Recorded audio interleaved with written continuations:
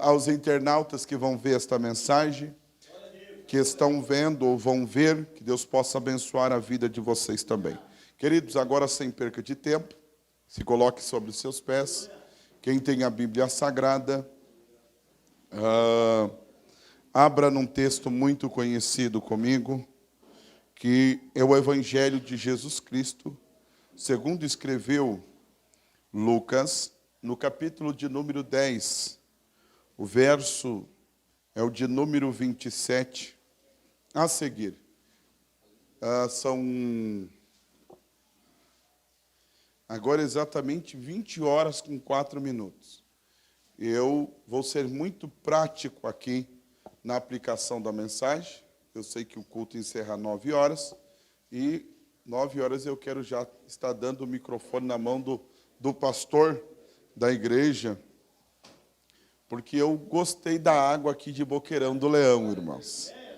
Quem bebe da água de Boqueirão do Leão volta a querer tomar mais. Então a gente, com certeza, Deus preparando, vamos voltar numa outra oportunidade de estar com vocês. Quantos acharam o texto referido? Diga em alto e bom som, amém. Lucas 10, 27, diz assim: respondeu-lhe o homem, versículo de número 28. Então Jesus disse-lhe: respondeste bem, faze isto e viverás. Ele, porém, querendo justificar a si mesmo, disse a Jesus: quem é o meu próximo? Respondeu Jesus: descia um homem de Jerusalém para Jericó, e caiu na mão dos salteadores, aos quais roubaram, espancando, se retiraram, deixando meio morto. Casualmente descia pelo mesmo caminho um certo sacerdote, que vendo passou distante. De igual modo também um levita chegou àquele lugar, e vendo passou distante. Um samaritano, porém, que ia de viagem, chegando perto dele, viu e moveu-se de compaixão. Diga comigo, viu e moveu-se de compaixão. Aproximando, enfaixou-lhe as feridas, colocando azeite e vinho. Diga comigo, aproximando, enfaixou-lhe as feridas, colocando azeite e vinho, e então, colocando sobre sua cavalgadura, levou a uma hospedaria e cuidou dele. Partindo no outro dia, tirou 2 denários e deu ao hospedeiro, e disse: cuida dele, e tudo o que demais gastares, com ele te pagarei quando voltar. Amém? Tome teu assento, glorificando e exaltando o nome do Senhor. Queridos irmãos, o texto que nós lemos aqui, ele está registrado no livro do Evangelho de Lucas, o capítulo de número 10, o versículo de número 28, 29, 30, 31, 32, 33, 34 e 35. Foi os versículos que ora nós lemos para fazer uso e exposição da palavra. Ontem nós lemos em Atos 10 e hoje, casualmente, nós lemos em Lucas, capítulo de número 10. E o mesmo autor de Lucas também é o autor de Atos dos Apóstolos. E Lucas, a título de conhecimento, João, para nós aplicarmos aqui, porque eu vejo vocês como peixes, assim com a boca aberta, só recebendo a comida aqui. Lucas, ele foi o historiador que escreveu estes 2 livros. Embora ele não tenha sido apóstolo, ele foi companheiro de um dos maiores bandeirantes da igreja, um dos maiores missionários. De perseguidor, ele passou a ser o apóstolo, ele passou a ser um missionário, um bandeirante da fé. Quem era ele? Era Paulo. E Lucas, ele teve em todos os momentos. Ele teve nos naufrágios. Ele acompanhou Paulo nas suas viagens missionárias. E tanto é que foi o único que não abandonou Paulo quando está prestes a ser decapitado. E aonde nós descobrimos isso? Ele vai escrever uma carta pastoral, uma carta de despedida, uma carta de lágrimas ao jovem Timóteo, o pastor da igreja. E ele vai escrever a Timóteo: Timóteo, vem ter depressa comigo, antes que o frio da Europa chegue. Traz a minha capa, traz os rolos, o pergaminho, que eu deixei na casa de Carpo em Troade. Ele vai dizer: vem depressa comigo porque eu já estou sendo oferecido. Eu já corri a carreira, combati o bom combate, e estou prestes a guardar a fé. Alguns avisos ele vai dar para Timóteo. Toma cuidado com Alexandre o latoeiro. Esse é um opositor e me causou muitos males. Possivelmente Alexandre o latoeiro foi aquele que disse aonde estava o esconderijo quando Nero sentenciou Paulo à morte, a ser decapitado. Ele disse: cuida com Alexandre, ele tem feito muitos males. Na minha punição ou na minha sentença ninguém me assistiu. Somente o médico amado Lucas ficou comigo até este momento. Ele disse: traz João Marcos, porque ele é muito útil para o ministério. E aqui, queridos irmãos, eu começo a introdução porque este mesmo Lucas, com a alma de um doutor, de um historiador, ele vai escrever estes dois livros poderosos, o Evangelho de Lucas e também o livro de Atos dos Apóstolos. Mas o Evangelho de Lucas, mais precisamente, ele vai dar luz, ele vai dar foco a todos os acontecimentos que aconteceram em torno do Messias quando palmilhou na face dessa terra. Hoje me chamou a atenção porque o pastor João, ele falava de um pregador que pregou sobre o período interbíblico, os 400 anos, acho que foi William, de silêncio que Deus silenciou, de Malaquias até a chegada do Novo Testamento. Era um período de silêncio que Deus não levantou um profeta. E todos aqueles que se levantaram, levantaram o seu bel prazer. Deus não falou com a boca deles. Mas agora, Deus vai romper. Deus vai romper com o silêncio. E quando é que Deus rompe com o silêncio? Quando um homem, no capítulo de número 1, de Lucas, ele entra dentro do templo para acender um incensário. Quem é ele? É Zacarias. A sua esposa é velha. E eles aguardam um milagre da parte de Deus há muito tempo. Mas na velhice ela já até desistiu. Mas Deus vai mostrar que para ele não existe nada impossível. Eu vou repetir: para Deus não existe nada impossível. Se você está disposto a adorar, a acender o teu incensário, Deus também está disposto a fazer um milagre sobrenatural. E Deus é Deus de surpresa, porque é de repente que Deus chega e muda a história. Zacarias entra para acender o incensário e o anjo já estava esperando. Ele disse: entra, porque eu tenho uma mensagem do céu para a tua vida. E qual é a mensagem? A tua esposa será a portadora do nascimento de João Batista, o precursor, o preparador da chegada do Messias. E esse nascimento todos nós sabemos que ele aconteceu. E o que me chama a atenção, irmãos, e eu quero dividir, que quando você adora, quando você se derrama na presença de Deus, Deus tem grandes milagres para fazer na tua casa. Deus não te trouxe por engano a este lugar, você chegou na hora certa, no momento certo. Então capricha no teu glória, na tua adoração, porque enquanto você adora, Deus visita a tua casa. Enquanto você adora, Deus visita o teu lar.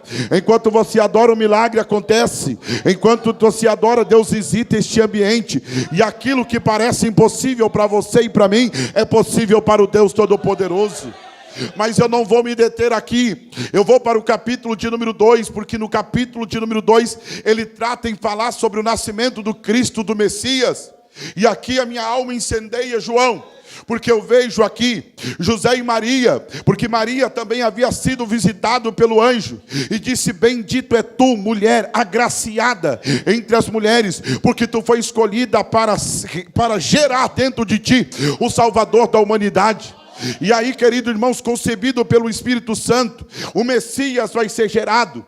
E aí o que me chama a atenção é que eles estão indo para a cidade de Davi, José e Maria, para fazer o recenseamento. Mas neste período Maria já está com os dias de dar à luz. A bolsa está prestes a se romper. E acredito que foi isso que aconteceu, porque quando eles estão chegando na cidade, ela começa a dar as dores de parto. E acredito que disse para José: não dá para aguentar, a criança vai ter que nascer, ou vai nascer a qualquer momento. E a primeira coisa que você tem que lembrar agora é que José procurou uma hotelaria, mas não encontrou. O único lugar que ele encontrou foi uma humilde estrevaria, uma manjedoura. Mas esta manjedoura já havia sido referido no Salmo de número 22. O Salmo messiânico diz que as vacas de Bazã, elas vão cercar a criança que está nascendo. Isto aqui é um Salmo messiânico que precisa se cumprir, porque Jesus, ele veio para cumprir aquilo que os profetas falaram, aquilo que foi profetizado acerca dele. Então é ali mesmo que a criança vai nascer. E me permita dizer algo: eu já posei em hotel, já posei em pousada, já posei em alguns lugares, e até hoje eu não vi cordeiro nascer em hotel de luxo, nascer em pousada, porque ele é animal de manjedoura, ele é animal de estrevaria. Então Jesus está nascendo no lugar certo, na hora certa e no momento certo. Por que o Senhor está dizendo isso, pregador? Porque na ótica dos homens ele é só um menino mais que está nascendo, mas na ótica do céu ele é o Cordeiro de Deus que foi ofertado pela minha vida e a tua vida antes da fundação do século. Então é o Cordeiro de Deus sem mácula que está nascendo. E escute o que eu vou dizer. Algo que me chama a atenção é que se esta noite você tem fome de pão, está nascendo na cidade de Belém. Esta cidade de Belém foi uma cidade no Antigo Testamento que os moradores da cidade fugiram porque teve crise e faltou pão. Mas agora nesta cidade está nascendo o pão vivo que desceu do céu, e ele vai saciar a fome da humanidade. É por isso que você está aqui esta noite, porque nós estamos falando do pão vivo que desceu do céu. É dele que nós vamos falar. O pregador não vem para falar de si, mas vem para falar do pão vivo que desceu do céu. Quantos querem ser alimentados pelo pão vivo que desceu do céu?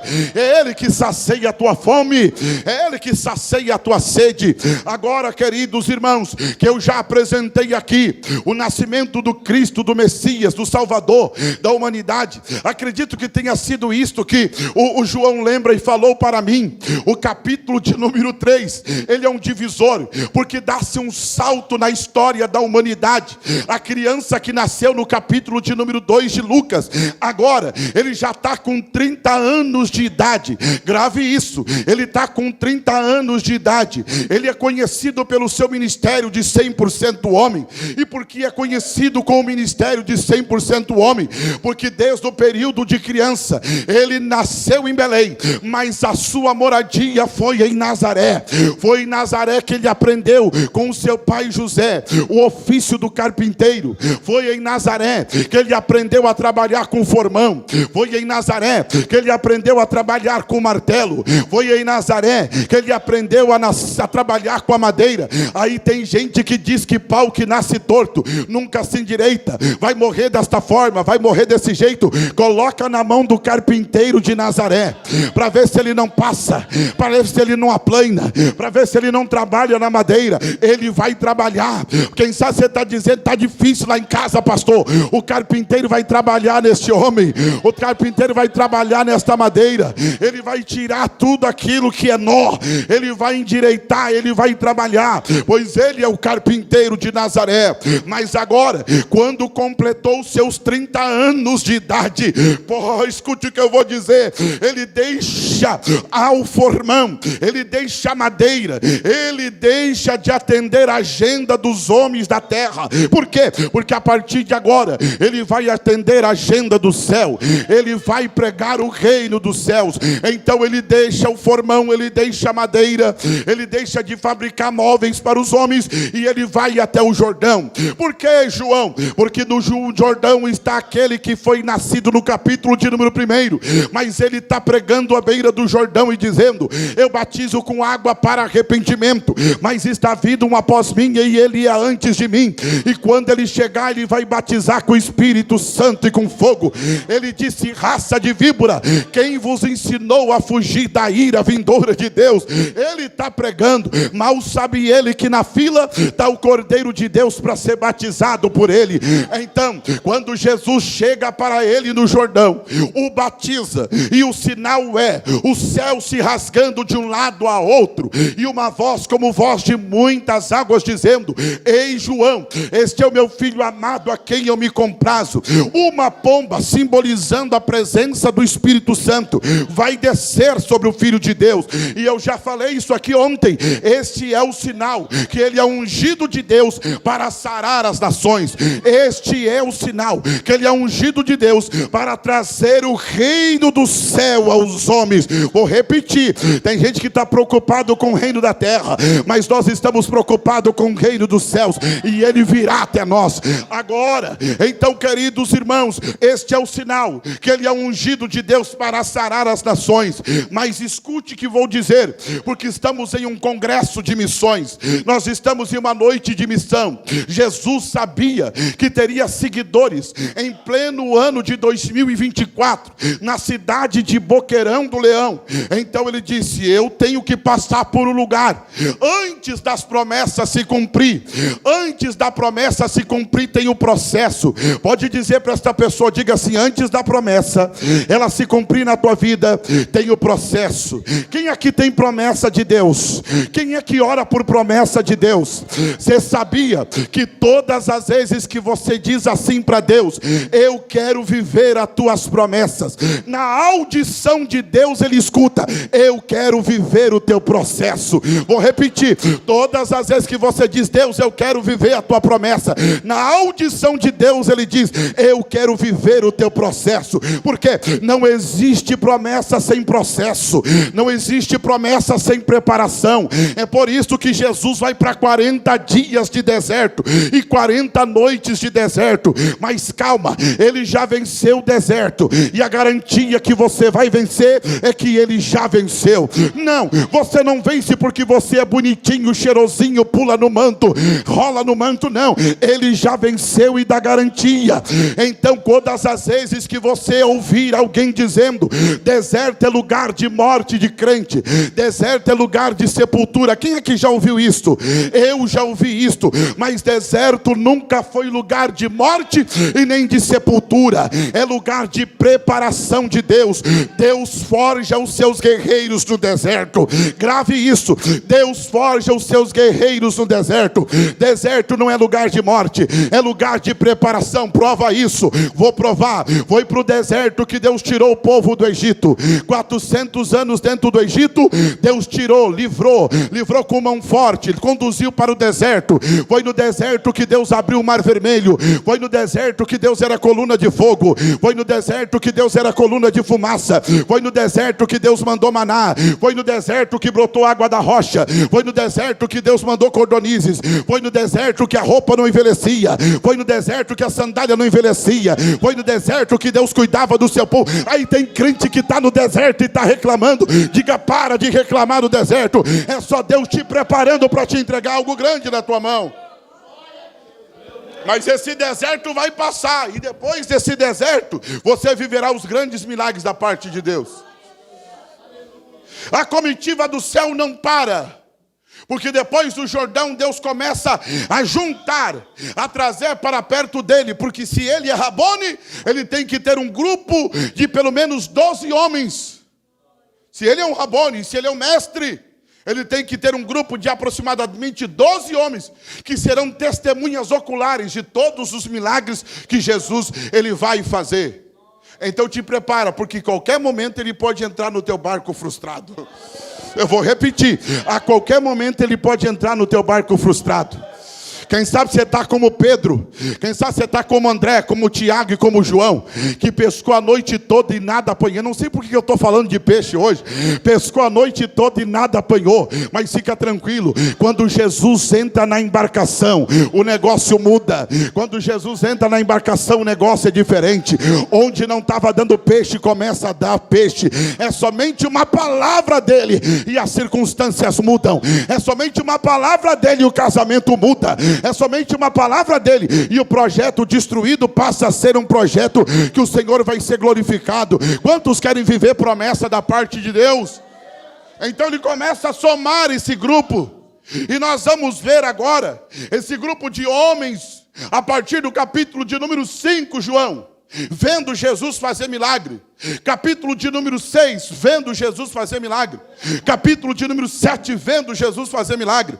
Capítulo de número 8, vendo Jesus fazer milagre. Irmão, escute o que eu vou dizer, isso aqui é muito forte. Existe um momento, como é que é o nome do pai? O Heleno, meu professor. Estou aprendendo, vou aprender aqui. Professor, escute o que eu vou dizer. Existe um momento que os discípulos, eles estão com água na boca de ver Jesus fazer milagre e eles só olhando. Por que, pastor, você está dizendo isso? Porque a nossa vida, ela se divide entre a teórica e a prática. Diga, tem teórica e tem prática. E por que eu me referi ao professor aqui? Porque primeiro, antes de ir para a prática, você tem que ter a teórica.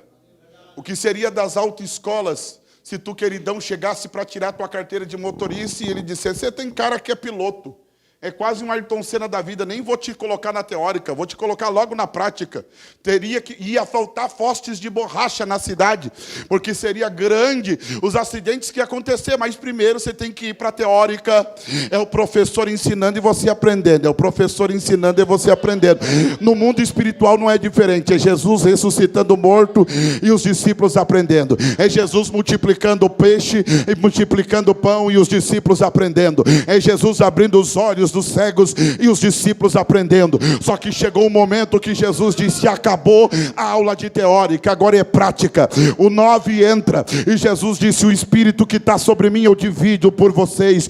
Entrem dentro de aldeias e cidade e pregue que o reino de Deus é chegado aos homens. O meu Espírito vai cooperar com vocês. Aonde vocês passar, os enfermos serão curados, os homens que estão possessos serão libertos. Deus irá com vocês. Sabe o que eu vejo aqui? Um espírito de liderança que não tem ciúmes. Se Deus pode me usar, pode usar o William. Se Deus pode usar você também. E nós queremos ver o nome do Senhor sendo glorificado. Só que a obra vai avançar através dos 12. Chega um momento, João, que Jesus no capítulo de número 10, ele entra. E hoje, quando nós estávamos passeando pela cidade e nós vimos aquele aglomeramento de pessoas que nos referimos de manhã, eu disse, meu Deus, a visão de Jesus era esta. Quando olhava para a multidão, ele enxergava os homens, as pessoas, em duas visões. A primeira visão é como ovelhas que não têm pastor. E ovelhas que não têm pastor,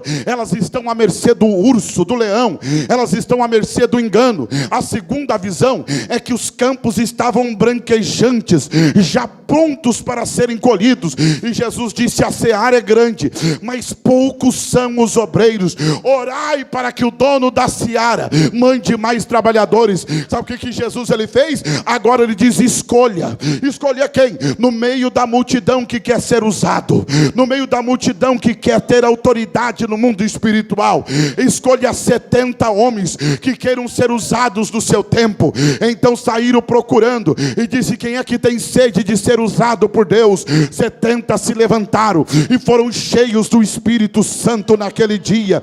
Tiveram autoridade para pregar o reino dos céus. Quantos aqui, a pergunta é, querem receber a autoridade do céu?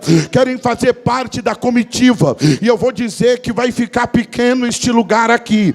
Se você...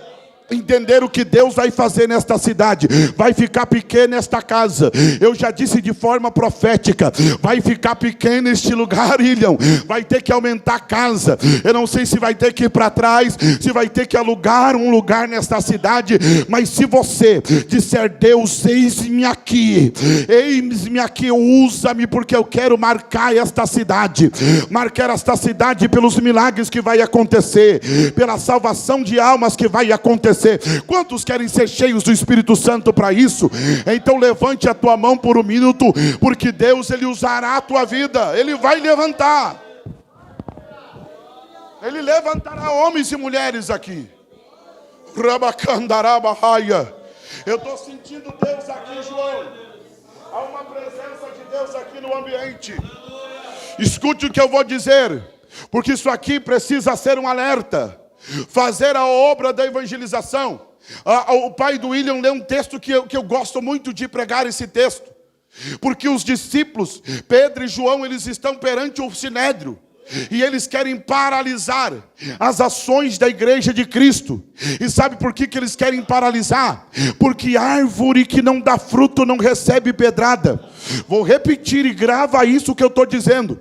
Se você não quiser que o inferno se incomode com você, se o inferno seja agradável com você, fica lightzinho, fica tranquilinho, fica geladinho, fica sem dar glória, fica sem dar aleluia, fica sem se comprometer com o reino do céu. O inferno não vai se incomodar com você. Mas se você disser: eu quero marcar a minha geração, eu quero ser usado por ti, o inferno vai te ter como alvo principal. Não é eu que estou dizendo. Jesus disse: eu estou enviando vocês como ovelhas no meio de lobo. Não é enviando para lobos. Jesus está dizendo: a força do inferno vai se concentrar para tentar paralisar a igreja de Cristo, vai tentar paralisar as ações da igreja. Só que Jesus disse: fica tranquilo também, porque eu vi Satanás caindo como raio do céu.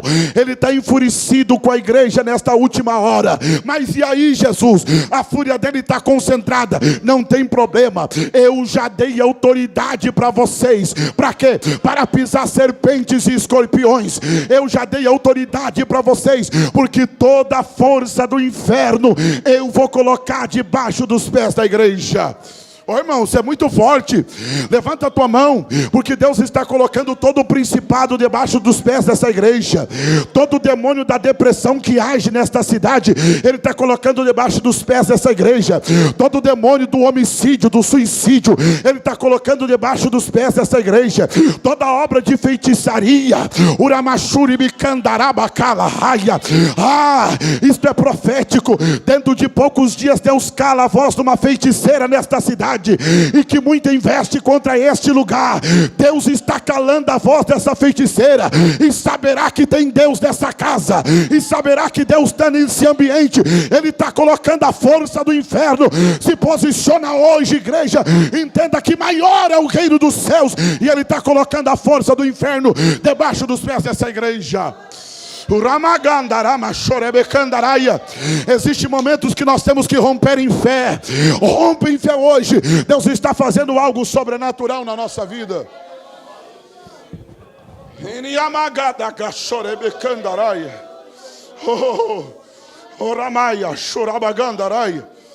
Espírito Santo de Deus.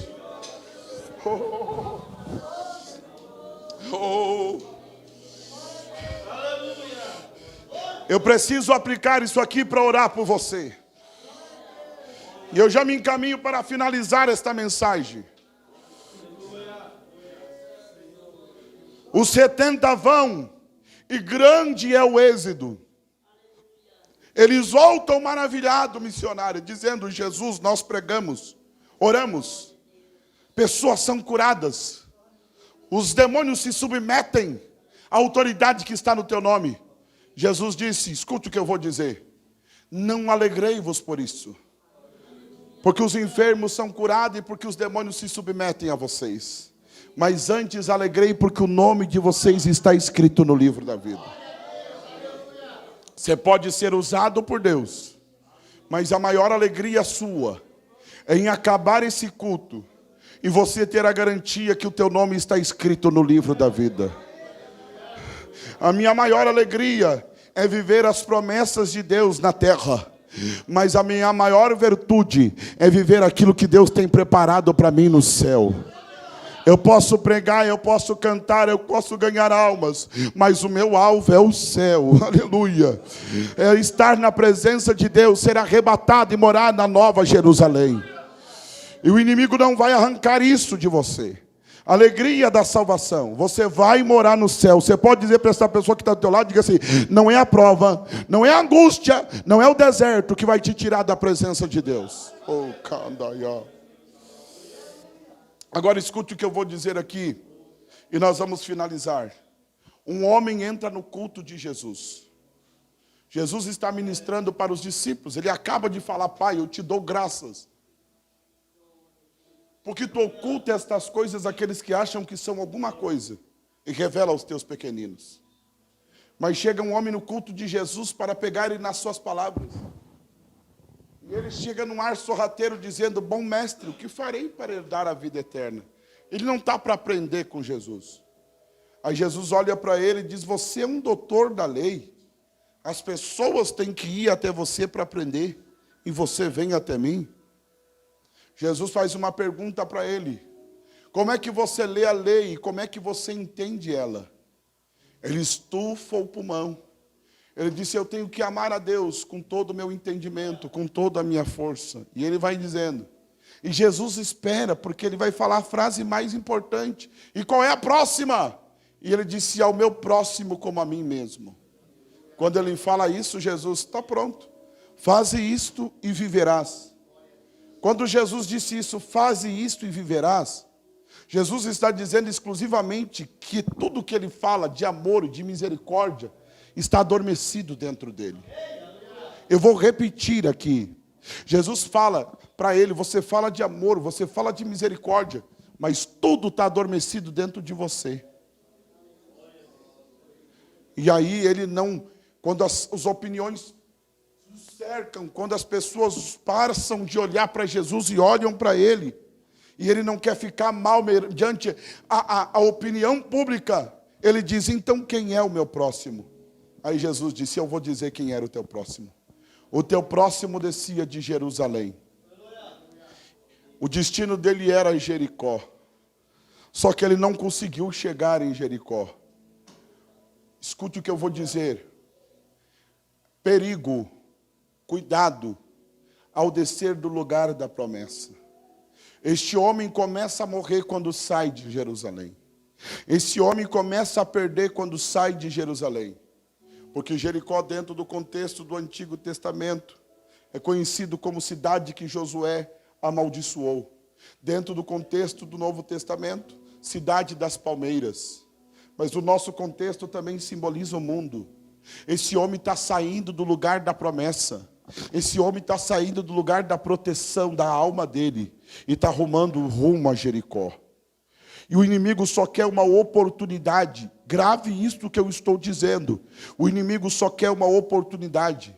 Não deu tempo de chegar em Jericó. Foi no meio do caminho que os salteadores os pegaram, roubaram as suas cargas, espancaram e deixaram meio morto. Eu vou dizer, foi no meio do caminho.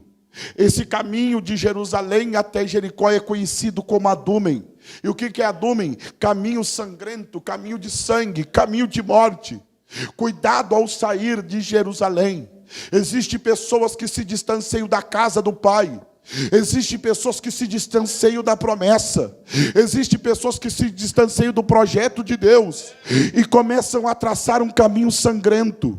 Começam a passar um caminho de morte, de destruição para a sua alma. Isto aqui, Deus está trazendo uma revelação para a minha vida e para a tua vida esta noite. Cuidado, este homem caiu no meio do caminho. Eles só não conseguiram tirar a vida dele porque ouviram de longe que vinha um sacerdote. Aí Jesus dá um toque no texto dizendo: casualmente descia pelo mesmo caminho um sacerdote. Só que o sacerdote está apressado. O sacerdote, ele se preocupa com o templo. E eu fico preocupado com esta geração que se importa com o seu trabalho somente dentro do templo, e do lado de fora não vale, porque o sacerdote está tão apressado que vê o homem caído no chão. E o pensamento do sacerdote é: o que é dele foi roubado, e o que é meu não vai ser roubado. Ele passa de largo, ele não estende a mão para ajudar. E o texto vai dizendo que também descia o levita, e o levita parou naquele lugar. Olhe para mim aqui, pais, olhe para mim aqui, mães, que estão me vendo pregar. Os nossos filhos, eles são reflexo, nós somos espelho para uma geração. É por isso que nós não podemos falhar como pai, não podemos falhar como mãe, porque alguém está se espelhando em nós. Eu vejo o pai tocando e o filho tocando, é um espelho para uma geração, e nós não podemos errar na nossa geração, porque o que nós estamos sendo hoje, os nossos filhos serão no dia de amanhã. Se você é uma benção hoje, o teu filho vai ser uma benção no dia de amanhã. Se você é alguém que só gosta de criticar, não ajudar, não fazer nada em prol do reino de Deus, cuidado, porque vai ter perigos amanhã. Alguém está se espelhando em você. O levita parou naquele lugar, porque no seu sentimento ele dizia: o meu sacerdote vai estar aqui. Eu trabalho no pátio, ele trabalha no templo, eu estou olhando para ele. Mas ele parou naquele lugar e o sacerdote não estava lá, ele passou de largo também. Mas agora, irmão, aquilo que o sacerdote não fez, aquilo que o levita não fez, lá vem o bom samaritano. O bom samaritano está indo de viagem, ele não está descendo para Jericó. Diga: o bom samaritano, ele está indo de viagem, ele não está descendo de Jericó. Ele viu o homem caído no chão, e quando ele viu o homem caído no chão, o sentimento dele é: o que é seu foi roubado, mas o que é meu pode ser repartido com você. Vou repetir: o que é seu foi roubado, mas o que é meu pode ser repartido com você. Ele desceu da sua cavalgadura, ele pegou as faixas, ele enfaixou aquele homem ferido, moribundo, no chão. Sabe por quê? Este aqui é o verdadeiro sentimento do evangelho, que não gosta de deixar exposto aquilo que causa traumas em mim e em você. É por isso que o evangelho enfaixa, é por isso que o evangelho transforma. Quem gosta de nos expor é Satanás, quem gosta de te ver destruído é Satanás. Mas eu vim aqui para dizer que hoje tem atadura. O bom samaritano colocou ataduras, ele não colocou somente ataduras. O texto diz que ele tem azeite e ele tem vinho. Azeite era colocado naquele tempo para retirar a infecção, porque enquanto tiver infecção, o ser humano está ardendo em dor. É por isso que o azeite é colocado, é por isso que o vinho é colocado, para trazer um anestésico. E vinho na Bíblia Sagrada fala de alegria. Eu vim aqui para dizer que a alegria vai voltar. Eu vim aqui para dizer que Deus irá levantar pessoas novamente. Quantos creem que Deus tem poder para fazer isso? Dá um salto desta cadeira, se coloca de pé comigo em nome de Jesus.